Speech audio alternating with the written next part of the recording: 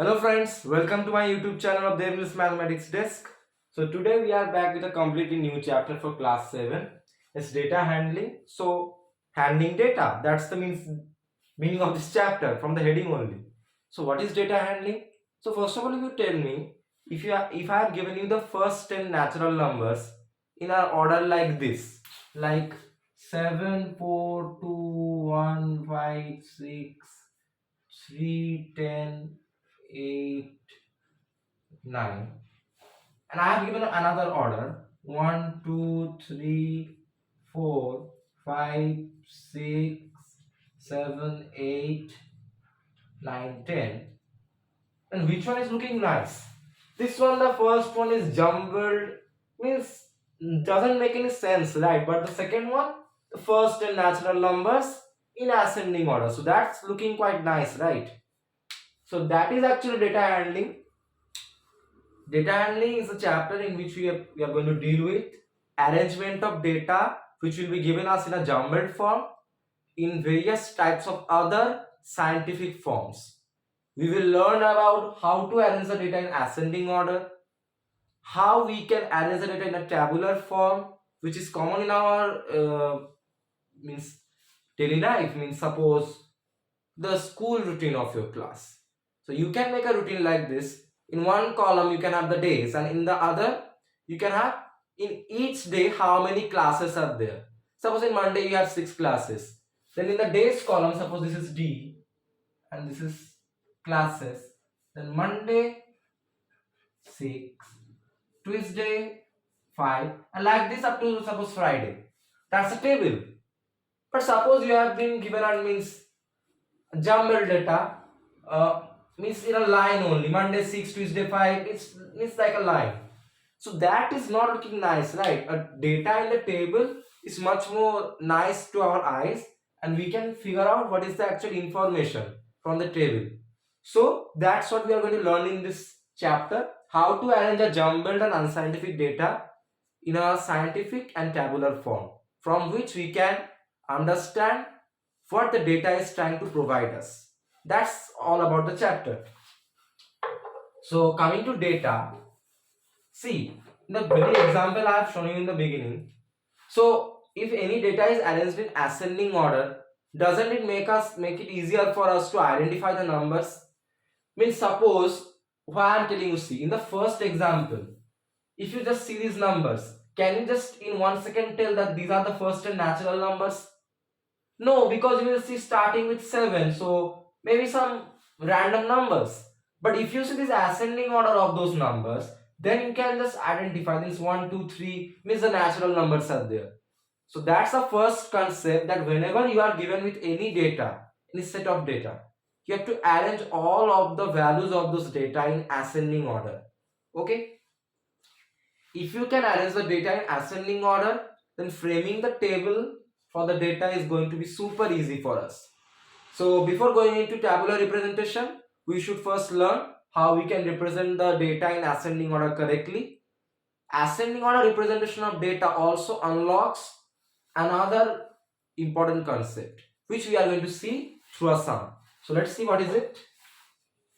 Rubbing this example of natural numbers, and let's begin.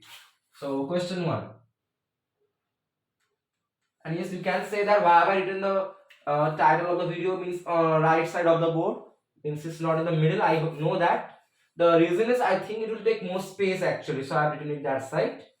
Try to adjust with that. Let's begin. So consider the following numbers. Okay, this pen of mine is sick, I think.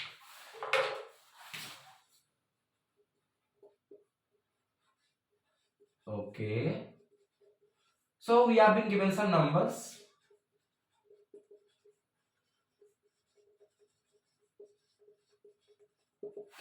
The numbers are 42. Okay. So let me write some many numbers are there.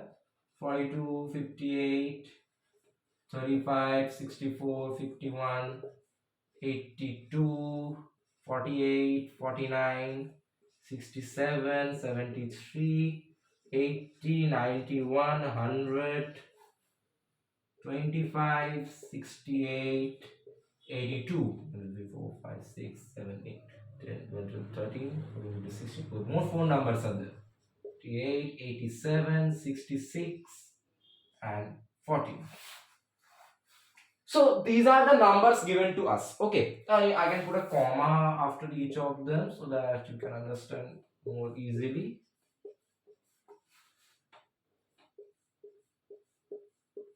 Alright. So these are the numbers given to us. So you can understand that the numbers are not in a correct order. They have been jumbled, right? Doesn't means no pattern is there, just written in a any kind of way. That's not looking good.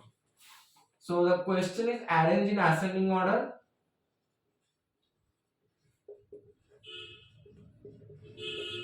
Which is a concept I think you learned in class 2 to 3. So we are going to super fast run with that. And number 2 is find the range for the given data. So that's why I am telling you ascending order unlocks a new concept. What is it? If you arrange the numbers in ascending order, then the first number is the smallest and the last one is the largest. And range for a given data is actually the largest number in the data minus the smallest number in the data to find out the range. So if we get in ascending order, the last number minus first number actually is the range. So let's get the ascending order first of all. So question 1. So I'm writing AS order, ascending order. Okay. This will be, let's see the smallest number. You have to see 14 is the first one. And then we have 25 is the second. Let us see what else do we have here. 35 is the third one. Just writing in ascending order, guys, nothing else. You all are super efficient in writing in ascending order. Next is 42. Then we have, what else we have here? 48 and 49, just after that. Then what do you have? This is 14. Got rubbed by my hands. 51, we have 51. 58. What else? It's tough, you know, to means see which number is after whom. 64. Then I think we have 66.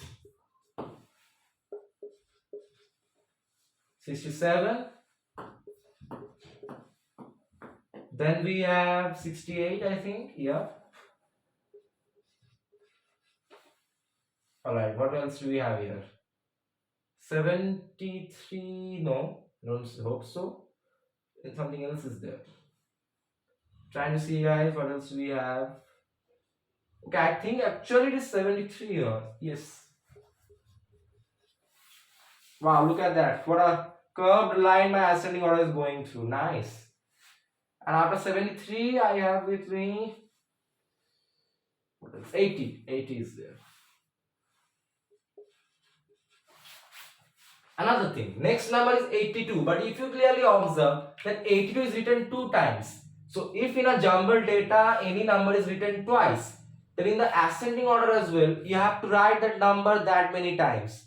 So if 82 is written 2 times, then we have to write here 82 2 times as well. So 82.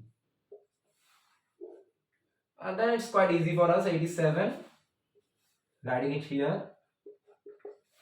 Then we have 91, I think, yes. 98. And obviously 100 is the largest of all. You can just see the 3-digit number is the largest. Now see if I have to tick over all the numbers. Anyone didn't get left, I hope? Yeah, alright. This is the ascending order, easy. Now range. So range, I told you, if you arrange the data in ascending order, then range for a given data is the largest number minus the smallest number. The largest number will be the last number of this ascending order, 100, and the smallest number of this data will be the first number of this ascending order, 14. 100 minus 14 equal to 86. And that's it. These are the correct answers of this question. So this is not actually that hard kind of a question. It's just to make you understand the basics, that if you are given this kind of a jumbled data, framing out anything from the data is quite unscientific and impossible for us, because we can't means do anything with it. But if you have an ascending order, then it still makes sense that there is at least pattern. Means ascending order itself, it's a pattern, right? And remember that whenever we will be given the data in jumbled form, to get into the tabular form, first of all, we have to write the data in ascending order. Yes, another case arises that suppose there are only 5 to 6 numbers or less amount of values in a data. Then it's not mandatory to arrange it in ascending order. We can directly convert it into tabular form, which we will discuss shortly. But if you have many data numbers in a set of data, then you have to arrange in ascending order, then proceed for tabular representation. And if you arrange the data in ascending order, range is nothing. The largest number, the last number of your ascending order, minus smallest number, the first number of your ascending order, and get the job done with. Easy. Basics, starting, right? Starting the chapter, the first sum.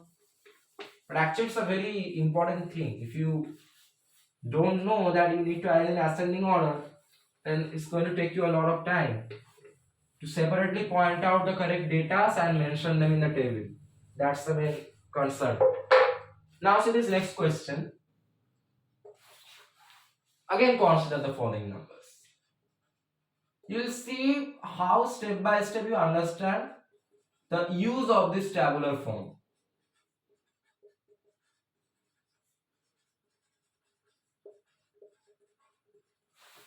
So what are the numbers we have here? Okay, many things we have. Let me just write.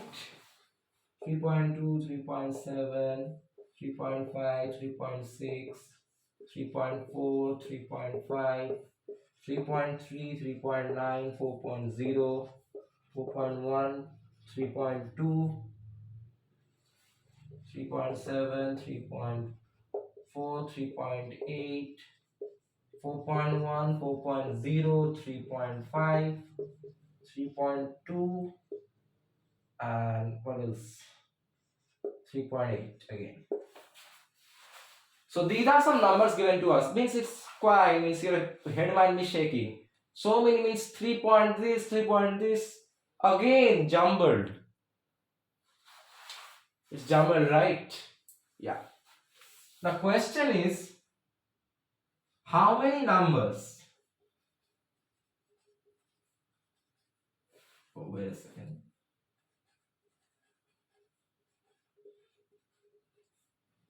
Are 3.5 and above.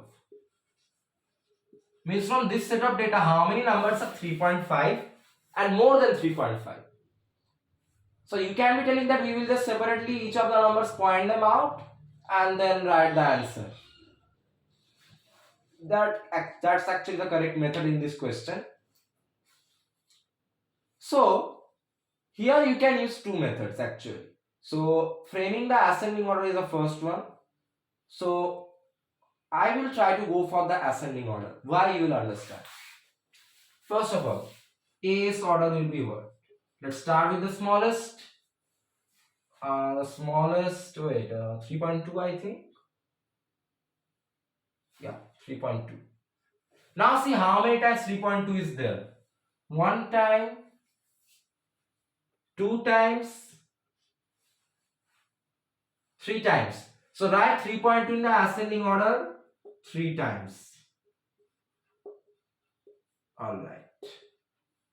Now see the next smallest number. 3.3.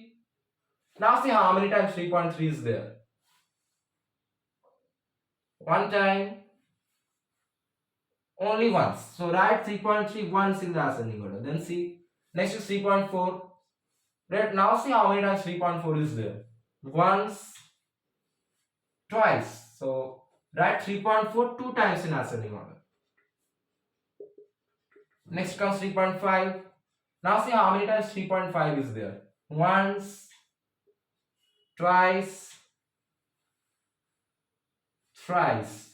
So write 3.5 three times in ascending order. Means in the ascending order you have to simply write how many times the respective number is in the jumbled data. Okay. Yes, obviously from smallest to largest. Alright. Next comes 3.6. Check how many times it is there.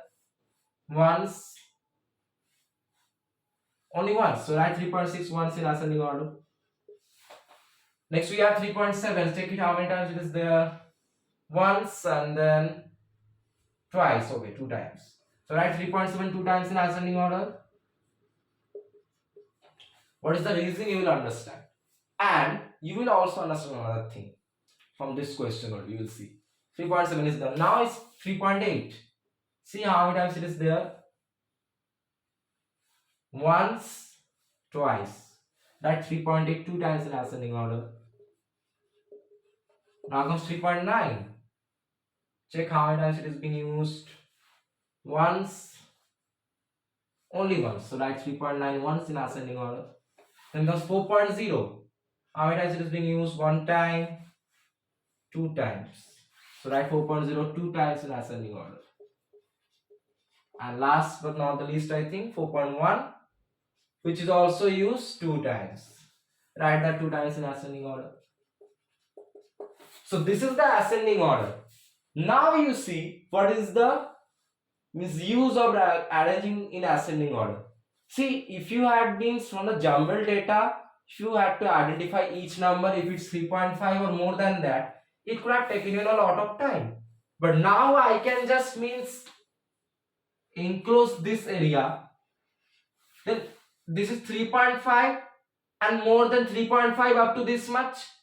Is less than 3.5 can't be considered, but numbers 3.5 and more than that can be considered. Now just count how many numbers are there within these two brackets. 1, 2, 3, 4, 5, 6, 7, 8, 9, 10, 11, 12, 13. Therefore, numbers equal to 30. That's the use of arranging in ascending order. You don't have to identify anything, only one small identification. In your ascending order from here 3.5 is beginning, and obviously the next numbers will be more than 3.5. So from where 3.5 is starting, put a bracket there, and at the end put a bracket. Now your question is how many numbers are 3.5 and more than that. You will be asking another question, but here 3.5 is repeated. Any number of times your single data is repeated, you can still consider it as a single value. Okay, means if it is repeated three times, these are three numbers. Okay, regardless it is repeated or not. Then it's easy. If you arrange in ascending order from 3.5 to 4.1, that's your answer, right? 3.5 and above. And those are the number of data, 13. That's the use of arranging in ascending order. But another question may also arise in your mind. What if we are asked how many times 3.5 is used? You can tell, means I can tell two things. First of all, from ascending order, I can just point out how many times it is there. But if I have a table in which I have one side in which each of these numbers are mentioned one time, and the other side we have how many times each of those numbers were mentioned, the quantity of each of those numbers. And actually the quantity of any data in data handling is called frequency. Now we are coming to representation in tabular form, which is actually the main part of this chapter. So we will see what is it. Let's rub this question first of all.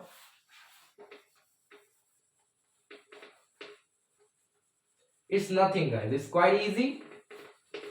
Means again same, you will given some data. I will ask you to arrange it in ascending order. Now the table is, suppose like this, you have means the ascending order 1 1 1 2 2 3 4 4 4 4 5 5 6 6. Suppose this is your ascending order from for numbers 1 to 6. Then your table will be means C. The means the table which you are going to use now. This is called frequency distribution table, which comprises of three things, three columns. First one is data, second one is tally, third one is frequency. Data is what? In a given set of means values, the respective numbers without repetition. So what are the numbers here actually? 1, 2, 3, 4, 5, 6. Those are our 6 data. Now, frequency is how many times each data has been used in the given set of values. Suppose here 1, the data 1 in this set of values is used 3 times. So frequency of 1 is 3. Similarly, 2 is used 2 times. Frequency of 2 is 2. 3 is used 1 time. Frequency of 3 is 1. 4 is used 4 times. Frequency of 4 is 4. 5 is used 2 times. Frequency of 5 is 2. 6 is used 3 times. Frequency of 6 is 3. The number of times each single data has been used. That's it. Tally is what? Simple. The tally writing rules are like this. So if you have for the frequency, tally is actually representing the frequency with the help of Roman numbers means how they look like. It's not actually like Roman numbers. It's actually representation of frequency using sticks. You heard it right, sticks. That's how funny it is. How? Suppose frequency is 1, then your tally will be 1 stick. Frequency is 2, your tally will be 2 sticks. Frequency 3, then your tally will be 3 sticks. Frequency 4, it will be 4 sticks. But you will be telling then 5 will be 5 sticks? No. 5 will be, first of all, write 4 and from middle cut it down. This is how you can write the frequency 5 in tally. And for numbers more than 5, suppose 6, it will be 5 plus 1. So you have to first of all write 5 plus 1 more stick, 6. 7 will be, first of all you have to write 5 plus 2. 8 will be 5 plus 3, 1, 2, 3, 4, 5 plus 3. 9 will be 1, 2, 3, 4, 5 plus 1, 2, 3, 4. Again 10 will be, means maximum you can take in one single unit 5. So 10 will be what? 2 times 5. Then 1, 2, 3, 4, 5. 1, 2, 3, 4, 5. Again 11 will be 2 times 5 plus 1. Like this the process goes on. So then the frequencies of these will be what? 3 frequency 3 sticks. 2, 2, 1, 1. 4 frequency 4 sticks. 2 frequency 2 sticks. 3 frequency 3 sticks. This is how our frequency distribution table looks like. This is the actual format of frequency distribution table. What is the data here? In this set of given values, the respective numbers what have been used. Separate numbers without repetition. So actually the digits used here is 1, 2, 3, 4, 5, 6. So those are our respective datas. The frequency is what? How many times each of the datas have been used in the set of values. That's your frequency. Tally, representative of frequency using sticks, using the rules I just told you. Easy. This is how the format of data handling of frequency distribution table works. Now you can understand how well ascending order of data values helps us to form frequency distribution table. Why? Because see, if you have the ascending order, you can identify the data, the respective numbers, and see as 1 is there 3 times, 1, 2, 3, then you can just without miss any confusion, suppose it was jumbled, 1 was here, 1 was here, another one was here, so you have to count how many times it is there in different places.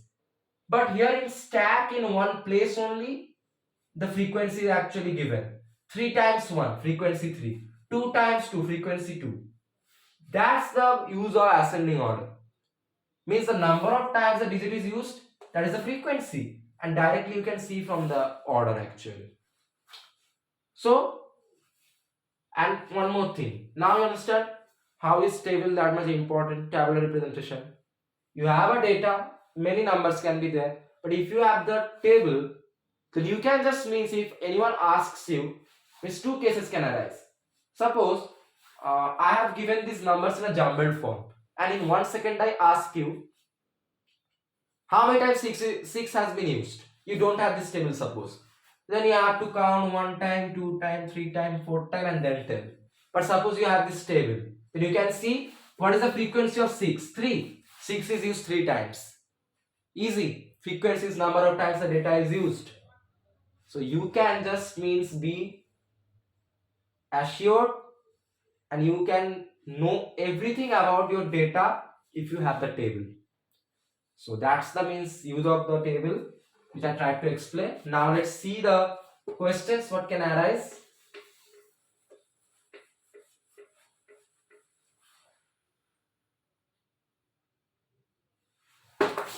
Oh sorry guys, almost it fell down.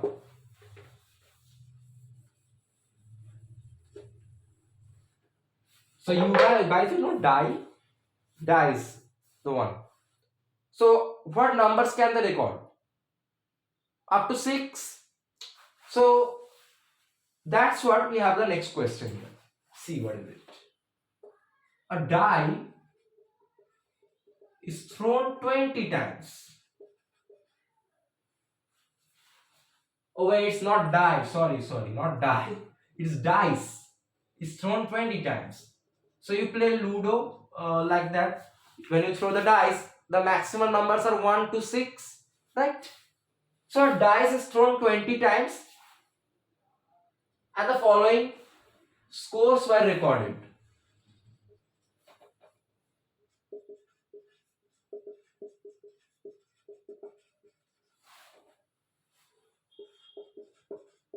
Easy it's going to be.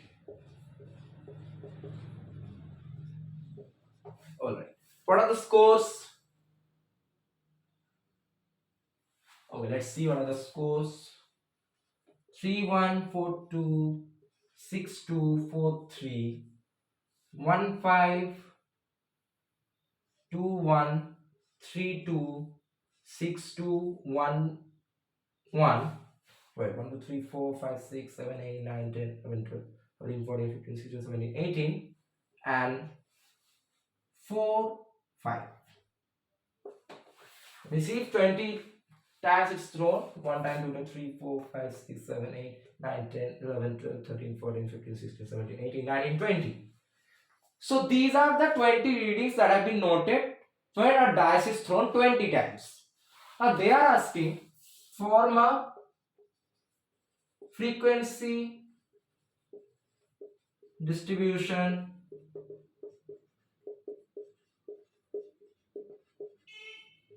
table for the data. So we are going to see two sums of this type, and then possibly we are going to end the video because this chapter is not that hard. It has a few concepts and the main one being this frequency distribution table. So obviously a few sums on that are needed from frequency distribution table for the data. So what we know? First, arranging ascending order, the first criteria. So A is order equal to, so 1 2 3 4. So 1 is the smallest number. So how many times 1 is being used? Once, twice, thrice, 4 times, 5 times. So write 1 5 times in the ascending order. Then comes 2. How many times 2 is there? Once, twice, thrice, 4 times. So write 2 4 times in ascending order. Then comes 3. 3 is being used once, twice, thrice. Yes. So write 3 3 times. Then comes 4. 4 is used once, twice, thrice. So write 4 3 times. Then comes 5. 5 is being used once and twice. So write 5 times, 2 times 5 in ascending order. Then finally it is 6. 6 is used once and twice. Write 6. Okay, let me just see one thing.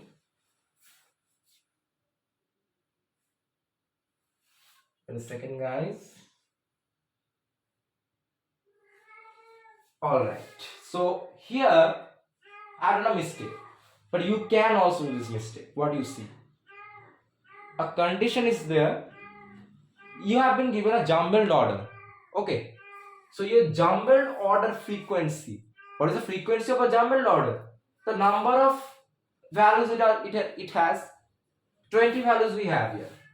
Now your ascending order total number of values should be the same as your jumbled order total number of values. Okay, then only your ascending order is correct. Otherwise you have missed out on something. just like I have done here. See, here my this frequency is 20 values are there, but see this one, 1 2 3 4 5 6 7 8 9 10 11 12 13 14 15 16 17 18 19. 20 value should be there. I missed out on something. What is that? 2 is being used once, twice, thrice, 4 times, 5 times. Instead of writing 2 5 times, I wrote it 4 times. I'm a miserable person, you can tell me. So let's just write 2 5 times. Okay. Now it's looking quite right. Because see, now a jumbled order frequency equal to ascending order frequency, the first criteria. Okay, now what does the frequency distribution table look like? You have data first, then you have tally, then frequency. Data is what here? The separate numbers used in this set of values. So 1, 2, 3, 4, 5, 6 are used here. So 1, 2, 3. I'll always write the data in the data column in ascending order. Okay. Now see how easy it's going to be. Frequency of 1 is used 5 times, frequency of 1 5. 2 is used 5 times, frequency of 2 5. 3 is used 3 times, frequency of 3 3. 4 is used 3 times, frequency of 4 3. 5 2 times, frequency of 5 2. 6 2 times, frequency of 6 2. Now check another thing. What is the total frequency of a frequency distribution table? 5 plus 5 10 plus 3 13 plus 3 16 plus 2 18 plus 2 20. And our ascending order frequency also 20, our jumbled order frequency also 20. So you should also check that your jumbled order frequency equal to your ascending order frequency equal to your frequency distribution table's frequency. The total frequency of these three should be same. Then only your frequency distribution table as well as your ascending order is correct. Now tally is easy. 5 we have to write like this: 1 2 3 4 5. Again 1 2 3 4 5. Then 3 is 1 2 3 3 again. Then 2 again 2. This is the frequency distribution table for this data. What we did, we just arranged in ascending order, and in ascending order, every number in the jumbled order, how many times it is being used, you have to write that many times that number in ascending order. Okay. Then we see that our jumbled order total frequency equal to our total frequency of ascending order, which is also correct. Now frequency distribution table, data tally frequency, data is a separate numbers used here, which is 1 2 3 4 5 6. Written it down. Frequency, number of times each value is used, which you can find from ascending order directly. 1 5 times, 2 5 times, 3 3 times, 4 3 times, 5 2 times, 6 2 times. Tally, just represent using sticks. And then check what is the total frequency of a frequency distribution table. 20. Ascending order frequency also 20. Jumbled order frequency also 20. When all the frequencies are equal, you can be assured that your frequency distribution table is super correct, and you will get full marks if you solve this question like this. Easy. So we are learning it slowly, right? That ascending order forming, and from that just jotting down in form of a table the respective numbers and the times they have been used in the frequency column. Easy. Let's see a standard question from this chapter. Now the next question we are going to see is the actual question that comes in the exam from this chapter. Okay, means from this chapter you have a question like form a frequency distribution table, and then from that table they will ask you many things. Which number, suppose frequency 10 20, means from the table you have to identify. Trying to means make us understand how much a table can be time saving in an exam and how much it can make our work easier actually. Let's see what the question is. So we have your marks obtained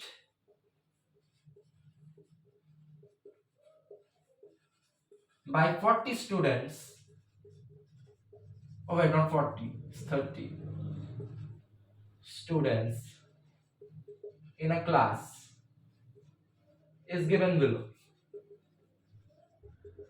Now this is going to be crazy because 30 numbers, man.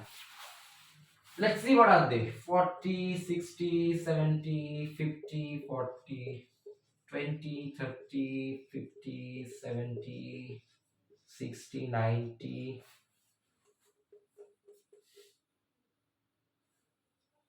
Okay, I'm writing it here. Well, I will write in one line 10 numbers. 1, 2, 3, 4, 5, 6, 7, 8, 9, 10. Let's see next ones. 100, 40, 30, 10, 10, 20, 40. It's looking like 46 actually.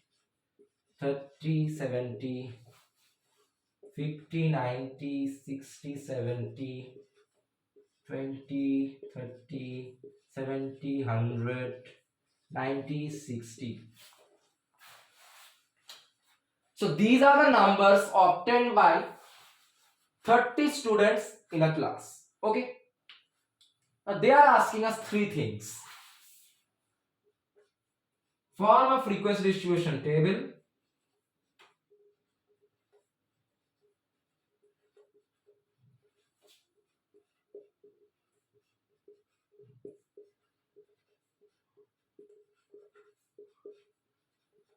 And the second part is how many students got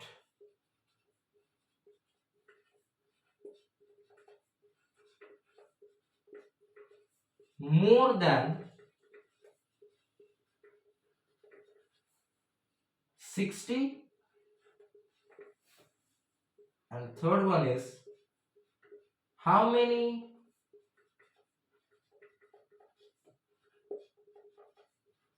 students, okay, this is got here, okay, got less than 40. So that's the standard question. This is C. The frequency distribution table is actually of 2 marks. This one is 1 and this one is 1. So 4 marks question actually come from this chapter. Yes, you can have MCQs where you have 1 mark question. Find out the range for this data, arrange in ascending order. This above questions can be there. But this is a standard question, long answer type question. Let's do it. So first of all, we have to frame an ascending order. We know our work. And here it's beginning with 10. 10 is the smallest number. How many times 10 is used? 1 time, 2 time. Okay, 2 times only. So write 10, 2 times in ascending order. I am not putting the comma. Okay. Then comes 20. 20 is used 1 time, 2 times, 3 times. Okay, 3 times. So write 23 times in ascending order. Then comes 30. Yes. 30 is used 1 time, 2 times, 3 times, 4 times. Write 34 times in ascending order. Then there's 40. 40 is used once, twice, 3 times, 4 times, 4 times, yes. So write 44 times in the ascending order.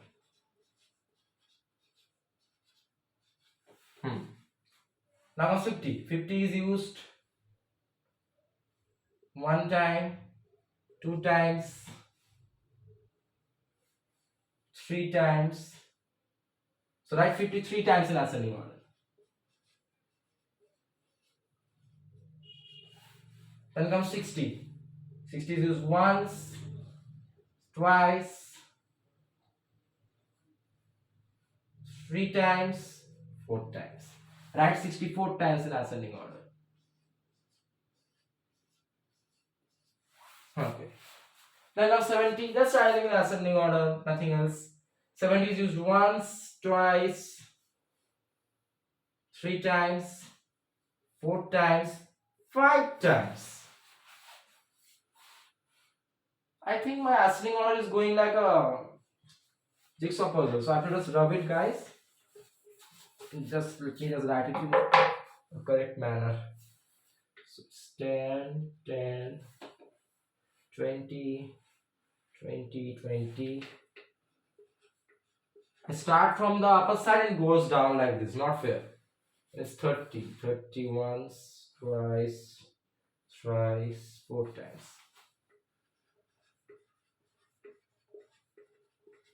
That's 40 once, twice, thrice, 4 times.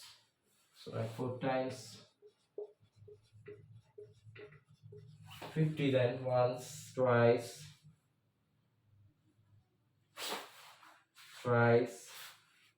It is 3 times. Just let me see once, twice, 3 times. So write 53 times in ascending order. Come 60 once, twice, thrice, 4 times. Write 64 times. Then comes 70. 70 is used once, twice, thrice, 4 times, 5 times. Write 75 times in ascending order. The largest number of times a single value is used till now. Still it has gone down. Not fair. Let's write it here now. Now is 80. Wait, 80 is there or not? Well, you have to be sure. Means any numbers you are means not there, but you are writing.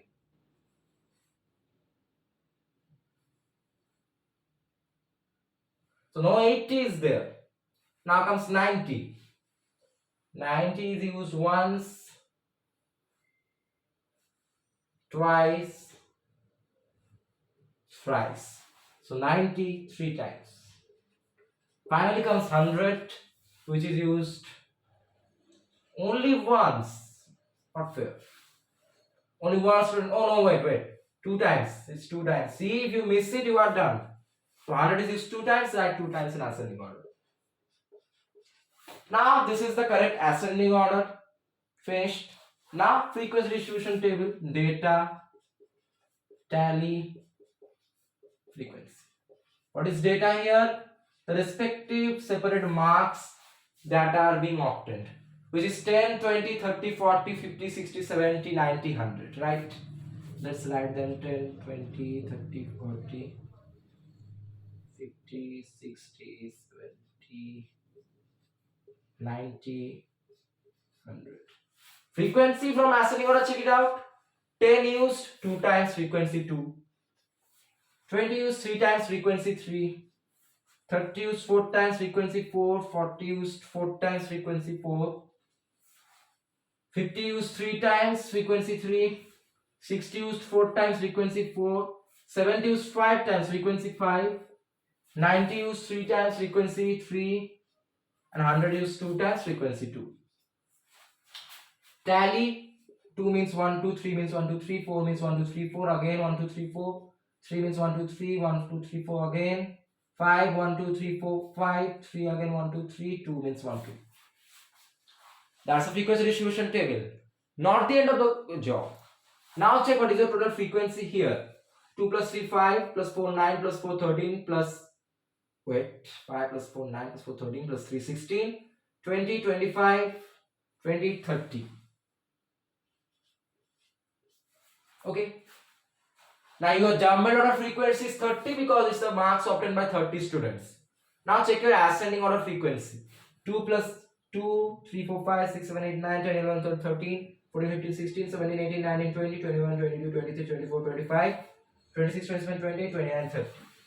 So my jumbled order frequency equal to my ascending order frequency equal to my frequency distribution table total frequency. So this data we have created is absolutely correct. This is the frequency distribution table. Easy. Second part. How many students got more than 60? So more than 60 means what? How many students got 70, 80, 90? So 70 was secured by 5 students. 90 was secured by 3 and 100 by 2. So equal to 10. That's making quite sense, right? You can also write that from ascending order. More than 60 means from 70 to 100. How many numbers are there? 1, 2, 3, 4, 5. 6, 7, 8, 9, 10. So 10 students got more than 60. Right? You can also check that from frequency distribution table. More than 60 means students who got 70, 90 and 100. 70 was secured by 5 students, 90 by 3, 100 by 2. Total 10 secure students secured 70, 90 and 100, which is more than 60. That's it. Now comes third part. Less than 40. How many students got less than 40? Less than 40 means students who got 10, 20, 30. So up to this much. How many numbers are there? 1, 2, 3, 4, 5, 6, 7, 8, 9. You can also check from frequency distribution table how. Here less than 40 means 10, 20 and 30. 10 was secured by 2 students, 20 by 3 students, 10 secured by 2 students, 20 by 3 students and 30 by 4 students. 2 plus 3 plus 4 equal to 9. So 10 students secured more than 60, which is 70, 90, 100, and 9 students secured less than 40, which is 10, 20 and 30. Okay, so that's the standard question from this chapter. Actually, this is the 4 marks question, which is quite common in the exam. You can observe it. So we learned how we can solve a proper question of this chapter. You have been given the data, frame it in ascending order. Remember that how many times a number is used in jumbled form. Write that number that many times in ascending order and prepare your ascending order. Frequency distribution table, data, which is the separate numbers in the given data to you. Frequency, number of times each data is used. Tally, representation of frequency with sticks. Yeah. And if you have that table, just like this, who got more than 60? How many got? More than 60 means who got 70, 90, 100? 5 students, 3 students, 2 students. 10 students got more than 60. Just like that, you can answer anything, any quantity based question if you have the table. That's the significance of constructing a table with so much time. Actually, the significance of this video. So that's it. We have come to the end of data handling part 1 for class 7. So today we learned that if any data is given to you, with your eyes closed, frame it in ascending order. Remember how many times the data is used in jumbled form. Use that number that many times in ascending order. And if you frame the ascending order, if you are asked to find the range of the data, the range will be the first number in ascending order, which is the smallest number in the given data. Oh wait, the range will be the range is actually in a given data the largest number minus the smallest number. And your ascending order, largest number will be the last number minus the smallest number will be the first number. That's your range. Now we learned that if a few numbers are there, it's not mandatory to frame an ascending order. You can just point out the numbers and do your required calculation. But if you have so many numbers, frame ascending order, and then we learn this frequency distribution table, data, the respective separate values in the given set of values, frequency, how many times each of those values have been used, and tally, sticks, right? It can be any stick, this stick, ice cream stick, or this kind of sticks. Okay, we learned this. We learned many things, and actually overall, why frequency distribution table is so much important. Not the end of this chapter. Part 2 is there, where we will learn some more concepts related to this only on data handling. Wait for that, coming soon, that video. So if you found my video on data handling part 1 for class 7 very interesting and informative, and if the concepts of range, ascending order formation and frequency distribution table were clear and helpful for you, then leave a like and share and subscribe my channel, because see, my English paper went quite well actually. That's nice, but I have my maths paper next. So instead of doing maths here, I should be practicing it. But still, I want my little friends to get as much benefit they can from my videos. So I am regularly posting them. So I expect your love and support. Provide that. It motivates me to make better videos for you all on these interesting topics, even if I have a hard exam going on. See you in next video, where we will be back with part 2. Lots of new sums, new concepts. Till then, take care and goodbye. Thank you.